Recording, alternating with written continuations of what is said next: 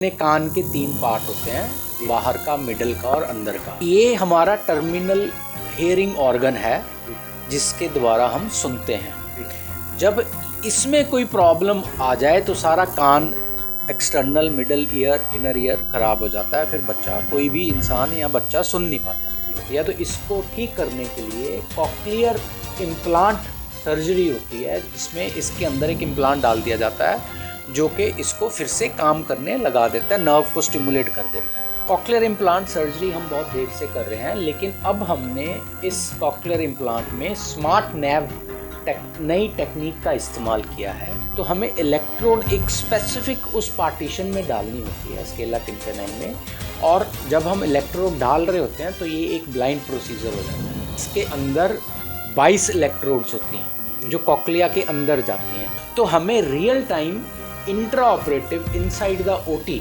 ये पिक्चर मिल जाती है कि जो हमने इम्प्लांट किया है वो सही प्लेस हुआ है।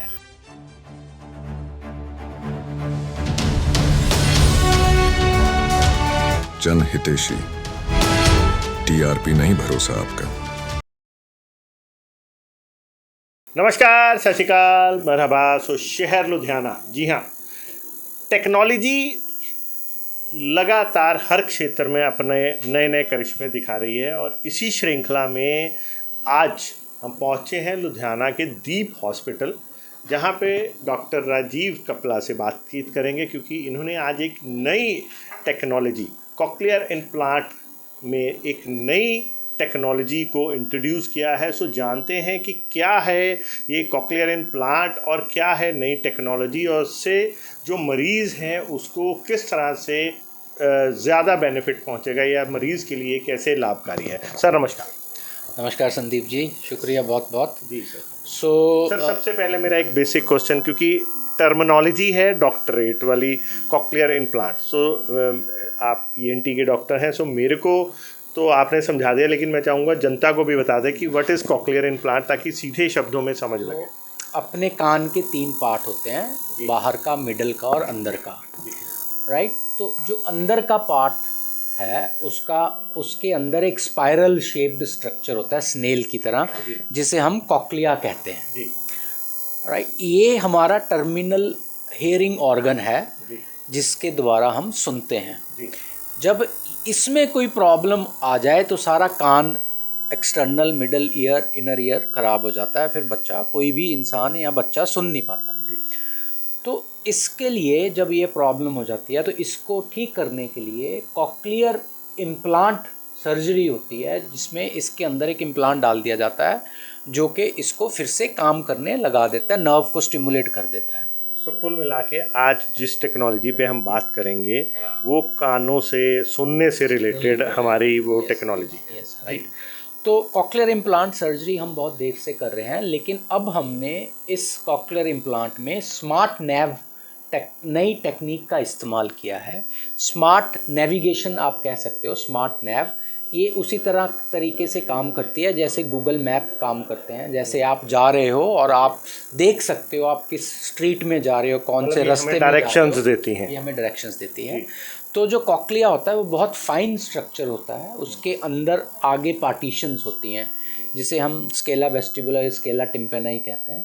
तो हमें इलेक्ट्रोड एक स्पेसिफिक उस पार्टीशन में डालनी होती है, स्केला टिम्पेनाई में, और जब हम इलेक्ट्रोड डाल रहे होते हैं तो ये एक ब्लाइंड प्रोसीजर हो जाता है। एक कॉक्लियर इम्प्लांट में जो हमने डाला है, इसके अंदर 22 इलेक्ट्रोड्स होती हैं जो कॉक्लिया के अंदर जाती हैं। तो वो 22 की 22 इलेक्ट्रोड अंदर जा रही हैं, प्रॉपर जा रही हैं कि नहीं जा रही हैं, उस कॉक्लिया के सर्कमफ्रेंस के अलॉन्ग बराबर घूम रही हैं कि नहीं घूम रही हैं, उन इलेक्ट्रोड्स में कोई प्रॉब्लम तो नहीं है, कोई ओपन सर्किट तो नहीं है, कोई उनमें इम्पीडेंस की प्रॉब्लम तो नहीं है। फिर उसमें हम एनआरटी भी कर लेते हैं, जो कि इस टेक्नोलॉजी में बड़ी फास्ट होती है, टाइम बच जाता है कि सारी इलेक्ट्रोड्स काम करके नर्व को स्टिमुलेट भी कर रही हैं। तो हमें real time intra operative inside the OT ये पिक्चर मिल जाती है कि जो हमने इम्प्लांट किया है वो सही प्लेस हुआ है और उसकी सारी इलेक्ट्रोड्स काम कर रही हैं। तो ये टेक्नोलॉजी हमने यहाँ पंजाब में पहली बार यूज़ की है। इसके हमने 3 इम्प्लांट्स किए हैं अभी रिसेंट 3 आप टेस्टिंग कर चुके हो? 3 इम्प्लांट्स कर चुके हैं हम जी, हाँ जी। मैं ये पूछना चाहूँगा, जैसे आपने ये मेरे को दिखाया इम्प्लांट, कॉक्लियर इम्प्लांट की ये जो टर्मिनोलॉजी है, नॉर्मली हम सब देखते थे, जैसे अगर मैं बात करूँ तो बेसिकली हम देखते थे कि जिसको भी कान की कोई, जैसे हम कहते हैं देसी भाषा में कि उसको ऊंचा सुनाई देता है, या तो एक कान के यहाँ पे एक माइक, वो ईयरफोन टाइप फ़ोन लगा होता है, तो अब ये तो ऑल टुगेदर डिफरेंट दिखती है। ये उस ईयरफोन के थ्रू ही चलती है या मतलब कैसे? जो आप बात कर रहे हो वो एक तरीके की हेयरिंग एड्स होती हैं। कॉक्लियर इम्प्लांट जो है ये हेयरिंग एड नहीं है, ये हेयरिंग डिवाइस जरूर है बट ये हेयरिंग एड नहीं है। हेयरिंग एड क्या होती है कि जो कम सुनता है उसको हम एम्पलीफाई करके साउंड देते हैं, तो वो साउंड को बढ़ा देती है। अब उसके लिए कॉक्लिया काम करना चाहिए, चाहे वो कम काम कर रहा है। लेकिन जब कॉक्लिया काम ही नहीं कर रहा है, हेयर सेल्स उसके अंदर है ही नहीं, तो आप जितनी मर्जी जितनी हेयरिंग एड दे दो वो काम नहीं करेगी। ठीक है, तो ये डिवाइस है जो outer ear, middle ear, inner ear को पास करके सीधा आपके नर्व को स्टिमुलेट करेगी। तो मैं अगर साधारण भाषा में अगर हम बात करें तो आप ये कहना चाहते हैं कि जिन लोगों को, जिन बच्चों को या बड़ों को बिल्कुल नहीं सुनता, या हम समझते थे उनको हम कहते हैं कि वो बहरे हैं, ये उन पे वर्क करेगी और उनको हमारे जैसा सामान्य बना देगी? यस, सो कोई भी पेशेंट, चाहे वो बच्चा है चाहे वो बड़ा है, जिसको हेयरिंग लॉस है, जिसको हम हेयरिंग एड्स के साथ एम्पलीफाई नहीं कर सकते, उसके लिए ट्रीटमेंट ऑफ चॉइस है कॉक्लियर इम्प्लांट सर्जरी। तो ये लगने के बाद क्या आदमी सामान्य, मेरी जैसे मैं अगर सुन सकता हूँ, मैं सामान्य बिहेव कर रहा हूँ, मेरे को प्रॉपर सुन रहा, तो ये उसी तरह से एक्ट करेगा? ये बिल्कुल उसी तरह से एक्ट करता है। इसमें कॉक्लियर इम्प्लांट होने के बाद जो साउंड सुनता ही है उसका थोड़ा करैक्टर ज़रूर डिफरेंट हो सकता है, बट हम बिल्कुल जैसे मैं और आप सुन रहे हैं वैसे ही सुनते हैं। उसके लिए थोड़ी सी ट्रेनिंग करनी पड़ती है कुछ महीनों की, तो वो आवाज़ जो है वो नॉर्मल लगने लग जाती है और बिल्कुल नॉर्मल सुनने लगता है। सर, जैसे बहुत अच्छी टेक्नोलॉजी है, मतलब कुदरत की अगर हम बोलते हैं तो कि कुदरत की एक मार थी कि किसी कोई बच्चा ऐसा अगर हो जाता है, तो मैं ये पूछना चाहूँगा जैसे ये टेक्नोलॉजी किस एज के लिए है? जैसे कोई ऐसा भी है कि स्पेसिफिकली इस एज में है, कोई सीनियर है, क्योंकि टेक्नोलॉजी आज लॉन्च हुई है, बहुत सारे बच्चे या आज जो सीनियर हैं उनके टाइम पे टेक्नोलॉजी नहीं थी, तो क्या वो फ़ायदा उठा सकते हैं? हाँ, तो पहली बात तो जो कॉक्लियर इम्प्लांट सर्जरी है वो उन बच्चों के लिए है जो बचपन से बहरे पैदा होते हैं, जिनकी किसी भी कारण से हेयरिंग नहीं है या बहुत कम हेयरिंग है, हम जिसे एम्पलीफाई नहीं कर सकते। तो ड्यू टू एक टर्म होती है जिसे हम न्यूरल प्लास्टिसिटी कहते हैं। अगर हम उसकी उस सेंस ऑर्गन को जल्दी स्टिमुलेट नहीं करते तो ब्रेन का वो एरिया जो उसको सेंस को काम आता है असेस करने में, वो ख़त्म हो जाता है। इसीलिए इस इम्प्लांट को जल्द से जल्द, जितनी जल्दी हम करते हैं उतना ही इसका बेनिफिट होता है।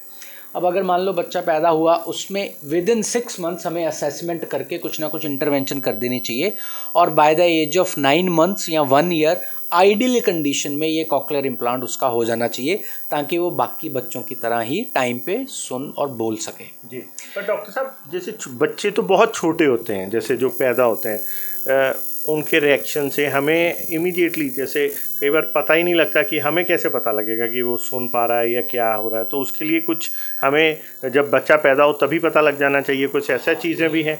बहुत ही इम्पॉर्टेंट क्वेश्चन पूछा आपने, और ये बहुत एप्ट है, क्योंकि आइडियली कंडीशन में हर बच्चा जो पैदा होता है उसका हेयरिंग टेस्ट होना चाहिए, और हेयरिंग टेस्ट बच्चों में करना बहुत आसान है, कुछ मिनटों में हो जाता है, कॉस्ट भी ज़्यादा नहीं है। अगर जिसे OE कहते हैं, ऑटो अकॉस्टिक इमिशन कहते हैं, अगर वो टेस्ट हम करते हैं तो हमें तुरंत पैदा होए कि अगले दिन ही या उसी दिन पता चल सकता है कि बच्चे की सुनाई ठीक है कि नहीं, ताकि अगर बच्चे को नहीं सुनता है या कम सुनता है हम टाइमली उसकी इंटरवेंशन कर सकें। तो कहने का मतलब कि जैसे बाकी बॉडी के टेस्ट होते हैं, चेक करते हैं हम कि बच्चा नॉर्मल है, सामान्य है, तो इस चीज़ का भी टेस्ट पॉसिबल है और होना चाहिए। हाँ, हम यहाँ अपने हॉस्पिटल में जितने भी बच्चे पैदा होते हैं, चाहे वो नॉर्मल हैं, चाहे वो सिजेरियन है, चाहे वो प्री टर्म है, चाहे वो कैसे भी हैं, सबका हियरिंग टेस्ट होता है, मैंडेटरी है। जैसे किसी का BCG का टीका लगता है, वो मैंडेटरी है, सभी का लगना ही लगना है। वैसे ही इस हॉस्पिटल में सबका हियरिंग टेस्ट होना ही होना है जी, ताकि हम कोई ऐसा बच्चा मिस ना करें जिसको हियरिंग प्रॉब्लम है। डॉक्टर साहब जैसे आपने ये बताया टेक्नोलॉजी है, लेटेस्ट टेक्नोलॉजी है, पंजाब में आपने सबसे पहले आज ये इंट्रोड्यूस की है, तो ऑब्वियस है जब लेटेस्ट होती है तो महंगी भी होती है, मैं इसमें कोई गुरेज नहीं होता। तो इसकी कॉस्टिंग और क्या थोड़ा सा गाइड करेंगे और कैसे मतलब इसको हम कर सकते ये हैं? जो इम्प्लांट हमने किया है इस टेक्नोलॉजी के साथ, ये सबसे हाई एंड इम्प्लांट है, क्वालिटी वाइज सबसे बेस्ट इम्प्लांट है। तो इसकी कॉस्ट अराउंड 18 लाख के करीब की है जी। और ये स्टार्ट कहाँ से हो जाती है, क्योंकि देखो ज़रूरी नहीं है हर आदमी 18 लाख खर्चने की जो कैपेसिटी। कॉक्लियर इम्प्लांट्स है वो 6-6.5 लाख से शुरू हो जाते हैं Okay. अवेलेबिलिटी, और 18 लाख तक जाते हैं। और क्वालिटी में आपस में कैसा क्वालिटी में ये है कि काम सभी करते हैं, सभी हेयरिंग देते हैं। ऐसा नहीं है कि 6.5 लाख का इम्प्लांट आपको हेयरिंग नहीं देगा, वो भी देगा। हाँ, कुछ फीचर्स का फ़र्क है। जी जैसे ये बहुत स्लिम इम्प्लांट है, बहुत पतला इम्प्लांट है, इसको लगा के बाहर से पता नहीं चलता कि आपने कोई इम्प्लांट डाला भी है कि नहीं डाला है। इसकी इलेक्ट्रोड्स बहुत फाइन है। इसके अंदर मैग्नेट होता है, तो जो मैग्नेट होता है, मान लो उस मैग्नेट के रहते हमें ज़िंदगी में कभी किसी पेशेंट को एमआरआई की ज़रूरत पड़ती है, तो ये 3 टेस्ला एमआरआई तक हम इस इम्प्लांट के साथ एमआरआई करा सकते हैं। ओके। जो वो वाले जो बेसिक इम्प्लांट्स हैं उनके लिए सिर्फ 1.5 टेस्ला तक ही हम एमआरआई करा सकते हैं। तो ये कुछ चीज़ों का फ़र्क है जी। जैसे आपने ये सारी चीज़ें बताई, तो हम ये पूछना चाहेंगे कि अभी जैसे आपने जो 3 पेशेंट्स आपने बताया जिन पे टेस्ट कर लिया ये टेक्नोलॉजी, तो उनको कैसे उनका इम्प्रेशन या उसका आपने आफ्टर सर्जरी जो चेक किया होगा तो वो कैसे रिजल्ट्स हैं? उसमें यही है कि ये टेक्नोलॉजी का बेस्ट पार्ट यही है कि हमें आफ्टर सर्जरी चेक करने की ज़रूरत ही नहीं है, हम ड्यूरिंग सर्जरी ही चेक कर लेते हैं। ओके। जब हम इम्प्लांट डाल रहे होते हैं हम तभी चेक कर लेते हैं कि हमारा इम्प्लांट सही जगह पर है और काम कर रहा है कि नहीं। Very good. राइट। हम ड्यूरिंग सर्जरी ही ये चेक कर लेते हैं कि वो इलेक्ट्रोड्स नर्व्स को स्टिमुलेट करके साउंड उसके ब्रेन तक पहुंच रही है कि नहीं। बिल्कुल, थैंक यू। बातचीत करेंगे, हमारे साथ डॉक्टर आरती भी हैं। मैम की कहोगे तुसी, डॉक्टर साहब ने दसिया पहले तो तुसी सर्टिफाइड करो, डॉक्टर साहब ने सच दसिया। नमस्कार जी, सर ने बिल्कुल ठीक इन्फॉर्मेशन दी है जी। सच 100% सच। तो कितना कहना चाहोगे कि ਬੱਚਿਆਂ ਨੂੰ ਤਾਂ ਜਿੱਦਾਂ ਉਹਨਾਂ ਨੇ ਦੱਸਿਆ ਤੁਹਾਡੇ ਹਿਸਾਬ ਨਾਲ ਮੈਨੂੰ ਤਾਂ ਇਹ ਸੁਣ ਕੇ ਹੀ ਲੱਗਿਆ ਕਿ ਇਹ ਤਾਂ ਇੱਕ ਤਰ੍ਹਾਂ ਦਾ ਵਰਦਾਨ ਹੈ, ਜਿਹੜੇ ਬੱਚੇ ਸੁਣ ਹੀ ਨਹੀਂ ਸਕਦੇ ਔਰ ਇਹ ਟੈਕਨੋਲੋਜੀ ਨਾਲ ਉਹਨਾਂ ਦੀ ਇੱਕ ਪ੍ਰੋਪਰ ਜੇ ਕਮੀ ਹੈ ਲਾਈਫ 'ਚ ਤਾਂ ਉਹ ਦੂਰ ਹੋ ਜਾਏਗੀ। ਤਾਂ ਤੁਹਾਡਾ ਇਹਦੇ ਬਾਰੇ ਕੋਈ ਐਕਸਟਰਾ ਕੋਈ ਗਾਈਡੈਂਸ ਤੁਸੀਂ ਲੋਕਾਂ ਨੂੰ ਜਿਹੜੇ ਪੇਸ਼ੈਂਟ ਹੈ ਉਹਨਾਂ ਨੂੰ ਕੀ ਕਹਿਣਾ ਚਾਹੋਗੇ? ਪੇਸ਼ੈਂਟਸ ਨੂੰ ਮੈਂ ਪਹਿਲੀ ਤਾਂ ਚੀਜ਼ ਉਹੀ ਰਿਪੀਟ ਕਰਾਂਗੀ ਜਿਹੜੀ ਡਾਕਟਰ ਸਾਹਿਬ ਨੇ ਕਹੀ ਹੈ, ਜਦੋਂ ਹੀ ਬੱਚਾ ਪੈਦਾ ਹੁੰਦਾ ਹੈ ਹਰ ਮਦਰ ਨੂੰ ਚਾਹੀਦਾ ਹੈ ਕਿ ਉਹਦਾ ਹੀਅਰਿੰਗ ਟੈਸਟ ਕਰਵਾਏ, ਜਲਦ ਤੋਂ ਜਲਦ ਵਿਦਿਨ 24 ਆਵਰਸ ਕਰਵਾਏ। ਉਸ ਤੋਂ ਬਾਅਦ ਬੱਚੇ ਨੂੰ ਓਬਜ਼ਰਵ ਕਰੋ, ਜੇ ਉਹਦੇ ਵਿੱਚ ਕੋਈ ਪ੍ਰੋਬਲਮ ਆਉਂਦੀ ਹੈ OAH ਤਾਂ 3 ਮਹੀਨੇ ਤੇ ਬੈਰਾ ਦਾ ਟੈਸਟ ਹੁੰਦਾ ਹੈ, ਉਹ ਕਰਵਾਉਣਾ ਜ਼ਰੂਰੀ ਹੈ। ਇਹਦੇ ਵਿੱਚ ਡਿਟੈਕਸ਼ਨ, अर्ਲੀ ਡਿਟੈਕਸ਼ਨ ਸਭ ਤੋਂ ਇੰਪੋਰਟੈਂਟ ਹੈ, ਕਿਉਂਕਿ ਜਿੰਨੀ ਜਲਦੀ ਇਹ ਇੰਪਲਾਂਟ ਹੋਏ ਉਨਾ ਹੀ ਅੱਛਾ ਬੱਚੇ ਦਾ ਰਿਜ਼ਲਟ ਆਉਂਦਾ। ਜੀ ਮੈਮ, ਬਿਲਕੁਲ ਮੈਂ ਇੱਕ ਚੀਜ਼ ਹੋਰ ਪੁੱਛਣਾ ਚਾਹਾਂਗਾ, ਜਿਵੇਂ ਅਕਸਰ ਇਹ ਤੁਹਾਡੇ 'ਤੇ ਨਹੀਂ ਹੈ, एक ਇੱਦਾਂ ਦੀ ਪਰਸੈਪਸ਼ਨ ਬਣ ਗਈ ਹੈ ਕਿ ਡਾਕਟਰ ਜਿਹਨੂੰ ਧਰਤੀ 'ਤੇ ਰੱਬ ਕਿਹਾ ਜਾਂਦਾ ਹੈ, ਅਤੇ ਪਰ ਇਹ ਵੀ ਕਿਹਾ ਜਾਂਦਾ ਕਿ ਬਹੁਤ ਸਾਰੇ ਡਾਕਟਰ ਅੱਜ ਪ੍ਰੋਫੈਸ਼ਨਲ ਹੋ ਗਏ ਹੈ ਅਤੇ ਉਹ ਮਤਲਬ ਕਮਾਈਆਂ ਵੱਲ ਲੱਗ ਗਏ ਹੈ, ਅਤੇ ਲੋਕ ਇਹ ਵੀ ਕਹਿੰਦੇ ਹੈ ਸੋਚਣ ਵਾਲੇ, ਜਾਂ ਸ਼ਾਇਦ ਮੈਂ ਵੀ ਜੇ ਉੱਧਰਲੇ ਪਾਸੇ ਬੈਠਾ ਹਾਂ ਤਾਂ ਕਿ ਇਹ ਤਾਂ ਡਾਕਟਰਾਂ ਨੇ ਅੱਜ ਕੱਲ੍ਹ ਆਪਣਾ ਉਹ ਬਣਾ ਲਿਆ ਕਿ ਲੈ ਜੀ ਆ ਕਰਾਉਣਾ ਜ਼ਰੂਰੀ ਹੈ, ਇਹਦੇ ਨਾਮ 'ਤੇ ਥੋੜ੍ਹੇ ਪੈਸੇ ਵੀ ਕਰਕੇ ਮਰੀਜ਼ਾਂ ਤੋਂ ਲੈ ਲਿੱਤੇ ਜਾਂਦੇ ਹੈ। ਅਤੇ ਤੁਹਾਡਾ ਇਹਦੇ ਬਾਰੇ ਕੀ ਕਹਿਣਾ ਹੈ? ਦੇਖੀਏ, ਡਾਕਟਰ ਇੱਕ ਨੋਬਲ ਪ੍ਰੋਫੈਸ਼ਨ ਸੀ ਅਤੇ ਰਹੇਗਾ ਹਮੇਸ਼ਾ ਹੀ। ਪੇਸ਼ੈਂਟਸ ਦੀ ਬੈਨੀਫਿਟ ਹੀ ਇੱਕ ਡਾਕਟਰ ਦਾ ਮੇਨ ਏਮ ਹੁੰਦਾ। ਅਤੇ ਜਿੱਥੇ ਤੱਕ ਤੁਸੀਂ ਕੋਸਟ ਦੀ ਗੱਲ ਕਰ ਰਹੇ ਹੋ, ਸਾਡੇ ਕੋਲ ਦੀਪ ਹੌਸਪੀਟਲ ਦੇ ਵਿੱਚ ਪ੍ਰੋਗਰਾਮਸ ਹੈ, ਜਿਹੜੇ ਪੂਅਰ ਪੇਰੈਂਟਸ ਹੈ ਬਿਲੋ ਪਾਵਰਟੀ ਲਾਈਨ, ਉਹਨਾਂ ਨੂੰ ਕੋਕਲੀਅਰ ਇੰਪਲਾਂਟ ਸਰਜਰੀ ਉਹਨਾਂ ਲਈ ਫ੍ਰੀ ਕੀਤੀ ਜਾਂਦੀ ਹੈ। ਨਹੀਂ, ਮੈਂ ਇਹ ਪੁੱਛਣਾ ਚਾਹਾਂਗਾ, ਜਿਵੇਂ ਤੁਸੀਂ ਟੈਸਟ ਕਿਹਾ ਕਿ ਜੰਮਦੇ ਬੱਚੇ ਦਾ ਹੀ ਟੈਸਟ ਹੋ ਜਾਣਾ ਚਾਹੀਦਾ, ਇਹ ਕੀ ਡਾਕਟਰ ਸਾਹਿਬ ਨੇ ਕਿਹਾ ਕਿ ਇਹ ਹੋਣਾ ਬਹੁਤ ਜ਼ਰੂਰੀ ਹੈ। ਜੇ ਜ਼ਰੂਰੀ ਹੈ ਤਾਂ ਫਿਰ ਆਪਾਂ ਉਹਦੇ ਚਾਰਜਿਸ ਲੈਂਦੇ ਹਾਂ। ਜਿਵੇਂ ਆਮ ਦੇਖੋ, ਸੋਚਣ ਵਾਲੇ ਦਾ ਆਪਣਾ ਨਜ਼ਰੀਆ, ਉਹ ਕਹਿੰਦੇ ਕਿ ਥੋੜ੍ਹੇ ਕਰਕੇ ਵੀ ਬੂੰਦ ਨਾਲ ਵੀ ਡਾਕਟਰਾਂ ਨੇ ਆਪਣੀ ਦੁਕਾਨਦਾਰੀ ਸ਼ੁਰੂ ਕਰ ਲਈ ਹੈ। ਇਹ ਮਤਲਬ ਕਿਹਾ ਜਾਂਦਾ, ਕੋਈ ਸੋਚ ਸਕਦਾ ਤੁਹਾਡੇ ਮੂੰਹ 'ਤੇ ਨਾ ਕਵੇ, ਪਰ ਇਹ ਟਾਕ ਆਫ ਟਾਊਨ ਹੁੰਦੀ ਹੈ। ਸੋ ਇਹਦੇ ਬਾਰੇ ਕੀ ਕਹੋਗੇ? ਦੇਖੀਏ, ਜੋ OAE ਟੈਸਟ ਹੈ ਉਹ 1000 ਰੁਪਏ ਤੋਂ ਵੀ ਘੱਟ ਉਹਦੀ ਕੀਮਤ ਹੈ, ਲੇਕਿਨ ਇੱਕ ਲਾਈਫ ਚੇਂਜਿੰਗ ਟੈਸਟ ਹੈ। ਜੇ ਕੋਈ ਬੱਚਾ अर्ਲੀ ਡਿਟੈਕਟ ਹੋ ਜਾਂਦਾ ਹੈ ਤਾਂ ਉਹਦੀ ਸਾਰੀ ਜ਼ਿੰਦਗੀ ਚੇਂਜ ਹੋ ਜਾਂਦੀ ਹੈ। ਕਿੱਥੇ ਉਹ ਡਿਪੈਂਡੈਂਟ ਹੋਣਾ ਸੀਗਾ ਤੇ ਕਿੱਥੇ ਉਹ ਆਪਣੇ ਪੈਰਾਂ ਤੇ ਖੜਾ ਹੋ ਜਾਂਦਾ। ਸਾਨੂੰ ਇਹ ਸੋਚ ਰੱਖਣੀ ਚਾਹੀਦੀ ਹੈ ਕਿ ਕਿਤੇ ਉਹ ਸਿਰਫ 1000 ਰੁਪਏ ਤੋਂ ਘੱਟ ਦੇ ਵਿੱਚ ਵੀ ਉਹ ਬੱਚੇ ਦੀ ਲਾਈਫ ਹੀ ਬਦਲ ਗਈ ਹੈ, ਇਹ ਚੀਜ਼ ਹੈ ਕਹਿੰਦੇ। ਬਿਲਕੁਲ। ਸੋ ਇਹ ਵੀ ਪੁੱਛਣਾ ਚਾਹਾਂਗੇ, ਜਿਵੇਂ ਡਾਕਟਰ ਸਾਹਿਬ ਤੋਂ ਮੈਂ ਨਹੀਂ ਪੁੱਛ ਪਾਇਆ, ਜਿਵੇਂ ਆ ਅਸੀਂ ਦੇਖੀ ਟੈਕਨੋਲੋਜੀ ਜਿਹੜਾ ਵੀ ਆ ਇੰਸਟਰੂਮੈਂਟ ਹੈ, ਇਹ ਬੋਡੀ ਦੇ ਅੰਦਰ ਲੱਗਦਾ ਹੈ ਜਾਂ ਬੋਡੀ ਦੇ ਬਾਹਰ ਲੱਗਦਾ ਹੈ, ਮਤਲਬ ਤਾਂ ਕਿ ਲੋਕਾਂ ਨੂੰ ਬਹੁਤ ਸਾਰੇ ਸੋਚਦੇ ਉਹਨਾਂ ਨੇ ਯਾਰ ਇਹ ਕਿੱਥਾਂ ਪਲਾਂਟ ਕਰਨਗੇ। ਦੇਖिए ਇਹ ਇੰਪਲਾਂਟ ਜਿਹੜਾ ਹੈ ਕੋਕਲੀਅਰ ਇੰਪਲਾਂਟ, ਇਹ ਇਨਰ ਈਅਰ ਦੇ ਵਿੱਚ ਲੱਗਦਾ ਹੈ। ਇਹਦਾ ਇੱਕ ਪਾਰਟ ਹੁੰਦਾ ਹੈ ਜਿਹਨੂੰ ਅਸੀਂ ਪ੍ਰੋਸੈਸਰ ਕਹਿੰਦੇ ਆ, ਉਹ ਕੰਨ ਦੇ ਪਿੱਛੇ ਲੱਗਦਾ ਹੈ, ਜਿਸ ਤਰ੍ਹਾਂ ਹੀਅਰਿੰਗ ਏਡ ਹੁੰਦੀ ਹੈ ਉਸੇ ਤਰ੍ਹਾਂ ਕੰਨ ਦੇ ਪਿੱਛੇ ਉਹ ਦਿਖਾਈ ਦਿੰਦਾ। ਓਕੇ, ਸੋ ਆਮ ਜਨਤਾ ਨੂੰ ਮਤਲਬ ਕਈ ਬਿਊਟੀ ਕੌਨਸ਼ੀਅਸ ਵੀ ਹੁੰਦੇ ਆ ਤੇ ਉਹਨਾਂ ਨੂੰ ਐਂ ਤਾਂ ਨਹੀਂ ਲੱਗੇਗਾ ਕਿ ਮੈਂ ਐਡੀ ਵੱਡੀ ਮਸ਼ੀਨ ਲਾ ਲਈ, ਪਰ ਵੈਸੇ ਉਹ ਦੂਸਰੀ ਵੀ ਤਾਂ ਲਗਾਈ। ਬਿਊਟੀ ਕੌਨਸ਼ੀਅਸ ਲੋਕ ਤਾਂ ਅੱਜ ਕੱਲ੍ਹ ਬਲੂਟੂਥ ਹੋ ਜਾ ਵੈਸੇ ਹੀ ਲਗਾਈ ਬੈਠੇ ਜੀ, ਤੇ ਆਈ ਡੋਂਟ ਥਿੰਕ ਕਿ ਉਹਨਾਂ ਨੂੰ ਕੋਈ ਫਰਕ ਲੱਗੇਗਾ। ਤੁਹਾਡੀ ਸਮਾਈਲ ਬਹੁਤ ਅੱਛੀ ਹੈ ਮੈਡਮ। ਸੋ ਡਾਕਟਰ ਸਾਹਿਬ ਮੈਂ ਇਹ ਪੁੱਛਣਾ ਚਾਹਾਂਗਾ ਕਿ ਜਿਵੇਂ ਤੁਸੀਂ ਇਹ ਕਹਿ ਰਹੇ ਹੋ ਕਿ ਆਪਣੇ ਵੱਲੋਂ ਕੋਈ ਇਨਫੋਰਮੇਸ਼ਨ ਦੇਣਾ ਚਾਹੁੰਦੇ ਹੋ ਜਿਹੜੀ ਚੀਜ਼ ਰਹਿ ਗਈ ਹੋਵੇ ਜਿਹੜੀ ਅਸੀਂ ਨਹੀਂ ਪੁੱਛ ਪਾਏ, ਜਾਂ ਪਬਲਿਕ ਨੂੰ ਕੀ ਅਵੇਅਰ ਕਰਨਾ ਚਾਹੋਗੇ? ਸੋ ਸਭ ਤੋਂ ਇੰਪੋਰਟੈਂਟ ਇਹਦੇ ਵਿੱਚ ਇਹ ਹੈ ਕਿ ਕੋਕਲੀਅਰ ਇੰਪਲਾਂਟ ਸਰਜਰੀ ਇੱਕ ਲਾਈਫ ਚੇਂਜਿੰਗ ਸਰਜਰੀ ਹੈ, ਔਰ ਇਹ ਜ਼ਿੰਦਗੀ ਦੇ ਵਿੱਚ ਉਹਨਾਂ ਬੱਚਿਆਂ ਲਈ ਜਿਹੜੇ ਜਨਮ ਤੋਂ ਬਹਿ ਰਹੇ ਨੇ ਉਹਨਾਂ ਦੀ ਜ਼ਿੰਦਗੀ ਦੇ ਵਿੱਚ ਜਲਦ ਤੋਂ ਜਲਦ ਹੋਣੀ ਚਾਹੀਦੀ ਹੈ, ਕਿਉਂਕਿ ਇੱਕ ਟਾਈਮ ਤੋਂ ਬਾਅਦ ਆ ਕੇ ਇਹ ਵੀ ਉਹਨਾਂ ਦੀ ਮਦਦ ਨਹੀਂ ਕਰੇਗੀ ਔਰ ਫਿਰ ਕੋਈ ਵੀ ਟੈਕਨੋਲੋਜੀ ਉਹਦੀ ਮਦਦ ਨਹੀਂ ਕਰ ਸਕਦੀ। ਸੋ ਟਾਈਮ ਰਹਿੰਦੇ ਹੀ ਇਸ ਇੰਪਲਾਂਟ ਨੂੰ ਕਰਾਉਣਾ ਚਾਹੀਦਾ। ਆਈਡੀਅਲ ਏਜ, ਅਗੇਨ ਮੈਂ ਫਿਰ से ਐਮਫਸਾਈਜ਼ ਕਰੂँगा, ਆਈਡੀਅਲ ਏਜ 1 ਸਾਲ ਤੋਂ ਸ਼ੁਰੂ ਹੋ ਕੇ ਮੈਕਸਿਮਮ 5 ਸਾਲ ਹੈ। 5 ਸਾਲ ਤੋਂ ਬਾਅਦ ਇਸ ਟੈਕਨੋਲੋਜੀ ਦਾ, ਇਸ ਇੰਪਲਾਂਟ ਦਾ ਉਹਨਾਂ ਨੂੰ ਬੈਨੀਫਿਟ ਨਹੀਂ ਮਿਲੇਗਾ। ਕਿ ਆਖਰੀ ਕੁਐਸਚਨ, ਕੀ ਇਹ ਟੈਕਨੋਲੋਜੀ ਨੂੰ ਅਡਾਪਟ ਕਰਨ ਵਾਲਿਆਂ ਲਈ, ਜਿਵੇਂ ਆਪਰੇਟ ਕਰਾ ਲਿਆ ਤੁਸੀਂ, ਲਗਾ ਦਿੱਤੀ, ਇੰਪਲਾਂਟ ਕਰਤੀ, ਉਸ ਤੋਂ ਬਾਅਦ ਵੀ ਕੁਝ ਥੈਰੇਪੀਜ਼ ਲੈਣ ਦੀ ਲੋੜ ਹੁੰਦੀ ਹੈ ਤੇ ਕਿੰਨੀ ਦੇਰ? ਹਾਂ, ਸੋ ਇਹਦੇ ਵਿੱਚ ਇਹ ਇੱਕ ਟੀਮ ਵਰਕ ਹੈ। ਇਹ ਇੱਕ ਕੋਕਲੀਅਰ ਇੰਪਲਾਂਟ ਸਰਜਰੀ ਨਹੀਂ ਹੈ, ਇੱਕ ਕੋਕਲੀਅਰ ਇੰਪਲਾਂਟ ਪ੍ਰੋਗਰਾਮ ਹੈ। ਸਰਜਰੀ ਤੋਂ ਬਾਅਦ ਜਿਹੜੀ ਸਪੀਚ ਥੈਰੇਪੀ, ਏਵੀਟੀ ਥੈਰੇਪੀ, ਉਸ ਦਾ ਬਹੁਤ ਵੱਡਾ ਰੋਲ ਹੈ। ਤੁਸੀਂ ਮੰਨ ਕੇ ਚੱਲੋ ਕਿ 70 ਤੋਂ 80% ਰੋਲ ਉਹਦਾ ਹੈ। ਜਿਵੇਂ ਆਪਾਂ ਜਨਮ ਦੇ ਬੱਚੇ ਤੋਂ ਬਾਅਦ ਉਸਨੂੰ ਬੋਲਣਾ ਸਿਖਾਉਂਦੇ ਆ ਅਤੇ ਉਹ ਸਾਲ 1.5 ਸਾਲ 'ਤੇ ਬੋਲਣਾ ਸ਼ੁਰੂ ਕਰਦਾ ਹੈ, ਉਵੇਂ ਕੋਕਲੀਅਰ ਇੰਪਲਾਂਟ ਹੋਣ ਤੋਂ ਬਾਅਦ ਉਸ ਬੱਚੇ 'ਤੇ ਜ਼ੋਰ ਲਾ ਕੇ ਉਹਨੂੰ ਸਿਖਾਉਣਾ ਪੈਂਦਾ ਹੈ। ਸੋ ਉਹ ਸਾਡੇ ਕੋਲ ਸਾਰੀ ਟੀਮ ਹੈ, ਜਿਸ ਟੀਮ ਦੇ ਵਿੱਚ ਮੈਂਬਰਸ ਨੇ ਬਹੁਤ ਐਕਸਪਰਟ। ਨਵਦੀਪ ਕੰਵਰ ਸਾਡੇ ਸੀਨੀਅਰ ਆਡੀਓਲੋਜਿਸਟ ਹੈ, ਸਿਮਰਨ ਸਾਡੇ ਸੀਨੀਅਰ ਸਪੀਚ ਥੈਰੇਪਿਸਟ ਹੈ, ਜਿਹੜੇ ਐਕਸਪਰਟ ਹੈ ਕੋਕਲੀਅਰ ਇੰਪਲਾਂਟ ਇਹਦੇ ਵਿੱਚ। ਸੋ ਉਹ ਇਸ ਚੀਜ਼ ਨੂੰ ਕਰਕੇ ਬੱਚਿਆਂ ਨੂੰ ਟ੍ਰੇਨ ਕਰਦੇ ਆ ਬੋਲਣਾ, ਔਰ ਜ਼ਿਆਦਾਤਰ ਇਹ ਥੈਰੇਪੀ 1.5 ਤੋਂ 2 ਸਾਲ ਤੱਕ ਚੱਲਦੀ ਹੈ। ਸੋ ਬੇਸਿਕਲੀ ਇਸ ਤੋਂ ਬਾਅਦ 1.5 ਤੋਂ 2 ਸਾਲ ਉਹਨੂੰ ਇੱਕ ਤੇ ਬੱਚੇ ਦੀ ਤਰ੍ਹਾਂ ਆਪਾਂ ਨੂੰ ਐਜੂਕੇਟ, ਜਾਂ ਉਂਗਲੀ ਫੜ ਕੇ ਜਿਵੇਂ ਬੱਚੇ ਨੂੰ ਆਪਾਂ ਸਿਖਾਉਂਦੇ ਹਾਂ, ਤੁਸੀਂ ਕਹਿੰਦੇ ਹੋ ਕਿ ਉੱਦਾਂ ਗਾਈਡ ਕਰਨਾ ਪੈਂਦਾ ਤਾਂ ਕਿ ਉਹ ਇੰਡੀਕੇਸ਼ਨਸ ਨੂੰ ਸਮਝ ਪਾਵੇ। ਬਿਲਕੁਲ, ਹਾਂ। ਸੋ ਬਹੁਤ ਸਾਰੇ ਬੱਚੇ ਸਾਡੇ ਕੋਲ ਆਉਂਦੇ ਆ ਜਿਹੜੇ 3 ਸਾਲ ਦੀ, 4 ਸਾਲ ਦੀ ਏਜ 'ਤੇ ਆਉਂਦੇ ਆ। ਉਹ ਆਲਰੇਡੀ ਲਿਪ ਰੀਡਿੰਗ ਜਾਂ ਸਾਈਨ ਲੈਂਗੁਏਜ ਨੂੰ ਅਡੋਪਟ ਕਰ ਚੁੱਕੇ ਹੁੰਦੇ ਆ।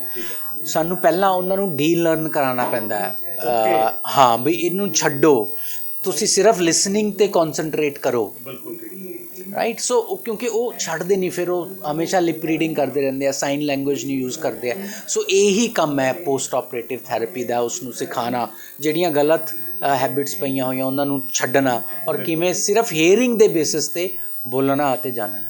ਠੀਕ ਹੈ ਸਰ, ਥੈਂਕ ਯੂ ਸਰ। ਸੋ ਇਹ ਸੀਗੇ ਸਾਡੇ ਨਾਲ ਡਾਕਟਰ ਰਾਜੀਵ ਕਪਲਾ, ਡਾਕਟਰ ਆਰਤੀ ਕਪਲਾ, ਜਿਨ੍ਹਾਂ ਨੇ ਸਾਨੂੰ ਬਹੁਤ ਸਾਰੀ ਚੀਜ਼ਾਂ ਨੌਲੇਜ ਦੱਸੀ। ਇਨਫੈਕਟ ਮੇਰੀ ਵੀ ਅੱਜ ਨੌਲੇਜ 'ਚ ਬਹੁਤ ਵਾਧਾ ਹੋਇਆ। ਸੋ ਬਹੁਤ ਟੈਕਨੋਲੋਜੀ ਲਗਾਤਾਰ ਆਪਣੇ ਨਵੇਂ ਰੰਗ ਦਿਖਾ ਰਹੀ ਹੈ, ਔਰ ਬਹੁਤ ਅੱਛੀ ਗੱਲ ਹੈ ਕਿ ਇੱਕ ਕੁਦਰਤ ਵੱਲੋਂ ਜੋ ਅਸੀਂ ਸਮਝਦੇ ਸੀਗੇ, ਜਿੱਥੇ ਕੁਦਰਤ ਦੀ ਜਿਹਨੂੰ ਅਸੀਂ ਮਾਰ ਸਮਝਦੇ ਸੀ, ਜੇ ਖੁਦਾ ਨਾ ਖਾਸਤਾ ਕੋਈ ਬੱਚੇ ਦਾ ਕੋਈ ਜੇ ਉਹਦਾ ਕੰਨ ਦਾ ਕੋਈ ਇੱਕ ਜਿਹੜਾ ਹੈਗਾ ਨਹੀਂ ਚੱਲ ਪਾਉਂਦਾ ਸੀਗਾ, ਉਹ ਬਹਿਰਾ, ਉਹਨੂੰ ਬਹਿਰਾਪਨ ਪੂਰੀ ਉਮਰ ਸਹਿਣਾ ਪੈਂਦਾ ਸੀ, ਪਰ ਇੱਕ ਥੋੜ੍ਹੇ ਜਿਹੇ ਪੈਸੇ ਲਗਾ ਕੇ ਜਿਵੇਂ ਡਾਕਟਰ ਸਾਹਿਬ ਨੇ ਕਿਹਾ ਕਿ ਇੱਕ ਬੱਚੇ ਦੀ ਲਾਈਫ ਸੁਧਰ ਸਕਦੀ ਹੈ, ਉਹ ਆਤਮ ਨਿਰਭਰ ਹੋ ਸਕਦਾ ਹੈ, ਉਹ ਸਾਡੇ ਤੁਹਾਡੇ ਵਰਗਾ ਇੱਕ ਨੋਰਮਲ ਜ਼ਿੰਦਗੀ ਜੀ ਸਕਦਾ ਹੈ। ਅਤੇ ਇਹ ਬਹੁਤ ਵੱਡੀ ਅਸੀਂ ਟੈਕਨੋਲੋਜੀ ਦੀ ਉਪਲਬਧੀ ਮੰਨਾਂਗੇ। ਸੋ ਇੱਦਾਂ ਹੀ ਵੱਖ-ਵੱਖ ਮੁੱਦਿਆਂ 'ਤੇ ਫਿਰ ਇਹਨਾਂ ਨਾਲ ਜ਼ਰੂਰ ਜੁੜਨ ਦੀ ਕੋਸ਼ਿਸ਼ ਕਰਾਂਗੇ। ਦੇਖਦੇ ਰਹੋ, ਬਣੇ ਰਹੋ ਜਨ ਹਿਤੈਸ਼ੀ। ਧੰਨਵਾਦ।